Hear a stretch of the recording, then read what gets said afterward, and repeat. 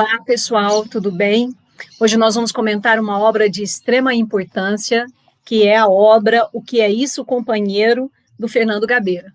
Como é uma obra que tem um caráter memorialista, que tem uma observação da sociedade, uma tentativa de compreender um momento do Brasil e um momento histórico de extrema importância, seria incompleto comentar uma obra dessa sem a presença de um historiador. Então, eu convido o professor doutor Juscelino Polonial para que esteja junto conosco nessa aula. Fique à vontade, professor Juscelino. Olá, Hélia, bom dia a todos que vão participar desse trabalho, né?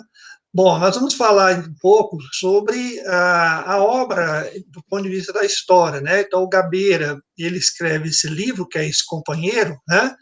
Buscando exatamente compreender, né, as suas experiências na militância política, na luta armada, ali no período do regime militar, né? Quando, inclusive, ele foi preso e, obviamente, a partir da prisão, teve que experimentar o exílio, né? Ele foi expulso do Brasil.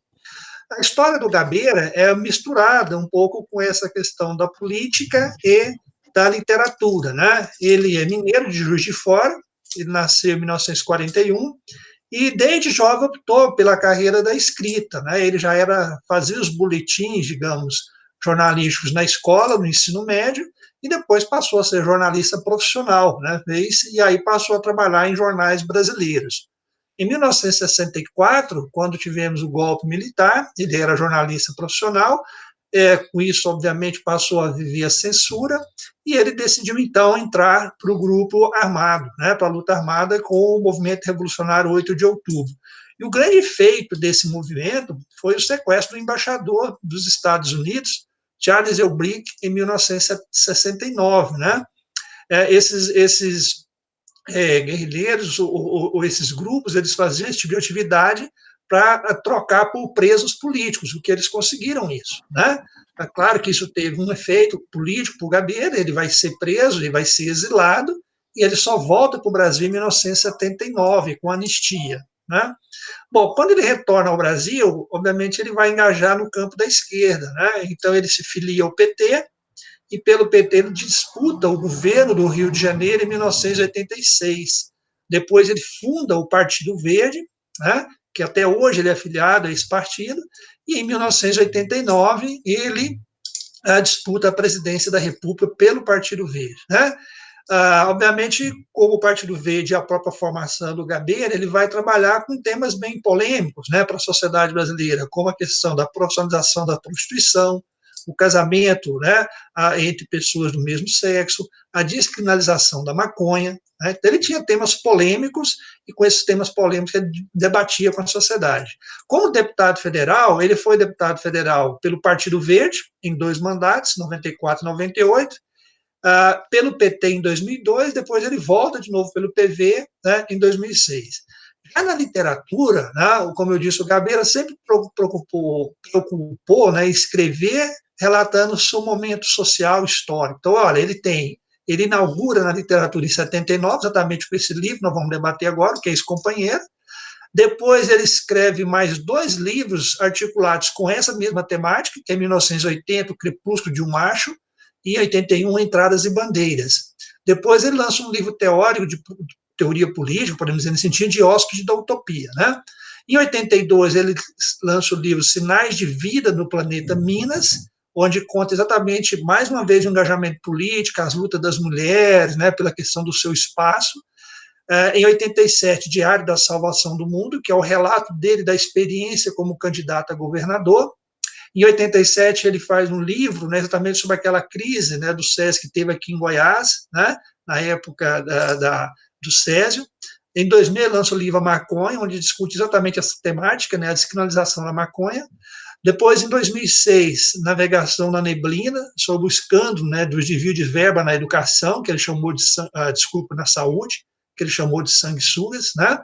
Em 2012, onde está tudo aquilo agora, ele faz meio que um balanço das suas posições políticas em toda a sua vida, é uma crítica à sua própria posição política mesmo, né?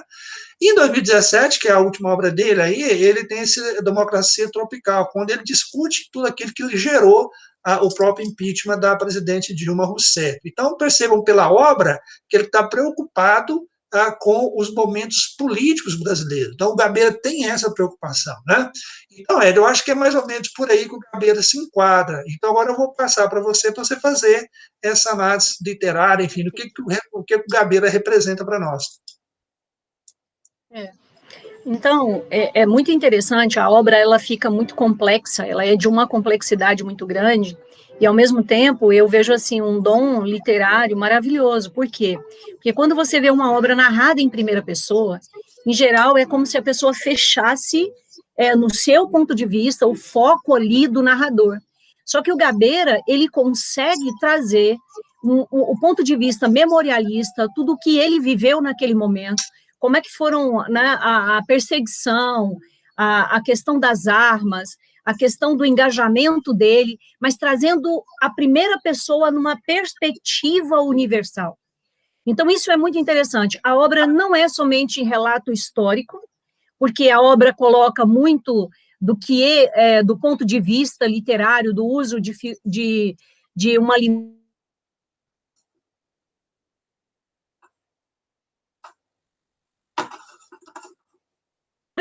narrativa literária, né, trazendo essa perspectiva da memória, vai dividir em capítulos, os capítulos são nomeados, dos quais ele coloca partes, né, então parte 5, por exemplo, né, compara a guerrilha sobre o morro, né, então compara a guerrilha sobre o morro, é outra criatividade dele, que muitas vezes ele escreve do jeito que a gente fala. Então, quando a gente percebe aqui, olha, cada um dos nossos pensamentos não é mais do que um instante de nossa vida. De que serviria a vida se não fosse para corrigir os erros, vencer os preconceitos e a cada dia alargar nosso coração e nossos pensamentos?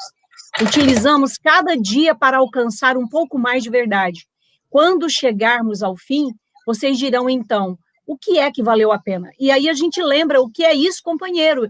O título do livro não é uma resposta, o título do livro é uma pergunta, e isso é fenomenal, né? O Saramago já dizia que ele escrevia porque ele procurava respostas, que enquanto ele estivesse procurando respostas, ele iria continuar escrevendo. E aí a gente vê outra epígrafe de abertura do livro, né? Do nosso Guimarães Rosa, também as histórias não se desprendem apenas do narrador. Então, elas não desprendem só do narrador, e sim o performam. Narrar é existir. Então, pelo que o professor Juscelino comentou, da perspectiva histórica do Gabeira, e sempre trazendo os temas que são relevantes para a sociedade, temas que são importantes ser discutidos, nós percebemos que ele coloca isso na prática da narrativa dele, do uso da epígrafe do Guimarães Rosa, que narrar é resistir.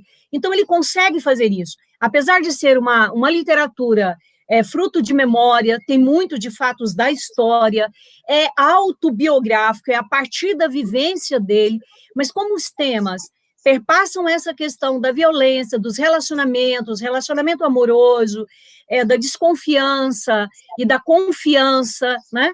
Acaba sendo um tema universal. É uma alta literatura, a gente diz, que é uma literatura de temática universal, né?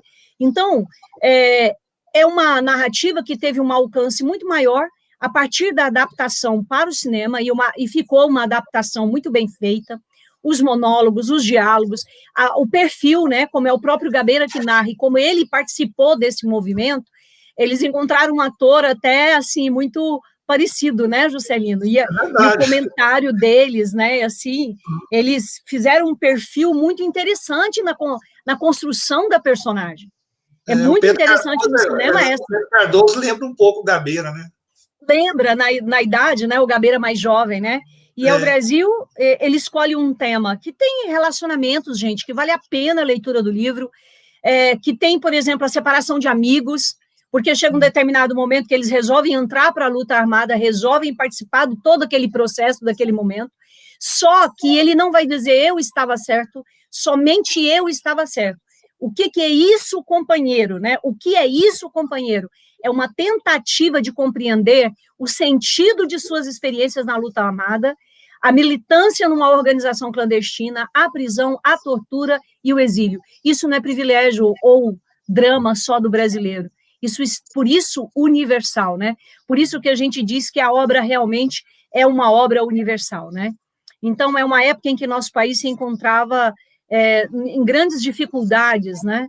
Com grandes violências físicas, psicológicas e assim por diante. Então, pode passar, Juscelino. Nós queremos, o texto é narrado em primeira pessoa, como eu já disse, e ele garantiu uma visão mais pessoal, né? Mas é interessante isso, uma visão pessoal, uma visão de engajamento, mas que procura compreender o que ele vivenciou. Por isso aquela epígrafe lá, dizendo que ao chegar ao final, a gente quer entender o que nós fizemos, como nós fizemos. Então, acho que vale a pena só em pensar nisso, né? Quando chegarmos ao fim, vocês dirão, então, o que é que realmente valeu a pena? Então, qual que é o tema do livro? O livro fala do movimento revolucionário de 8 de outubro, MR8, o que eles conseguiram realizar, uma façanha que você torce, que você vivencia, né? Que foi organizada pela esquerda, né? Que foi o sequestro, né? E a agrupação foi a saída encontrada pelos guerrilheiros, o professor Juscelino já tocou nesse ponto, e uma narrativa autobiográfica, né? Que ele fez parte dessa organização, né? Desse sequestro. Então, esse é o tema principal do livro, mas envolve amizade, envolve relacionamento amoroso, envolve experiências, conhecimento. Certo. Bom, eu acho que é um trabalho realmente vigoroso, né, e que merece, né, digamos assim, a apreciação de todo mundo, não só de especialistas como nós, eu sociólogo, você da literatura, né, mas acho que todo cidadão brasileiro deveria conhecer essa obra, né, Edna, que realmente é uma obra muito importante, né? É uma obra muito importante para a literatura, né, por causa do feito dele enquanto narrador. Vale a pena. Então, tá, né? Gente, olha, eu acho que foi uma análise muito boa, acho que estaremos de volta em outras oportunidades, né, Edna? Um abração, Claro. gente, até mais. Até mais.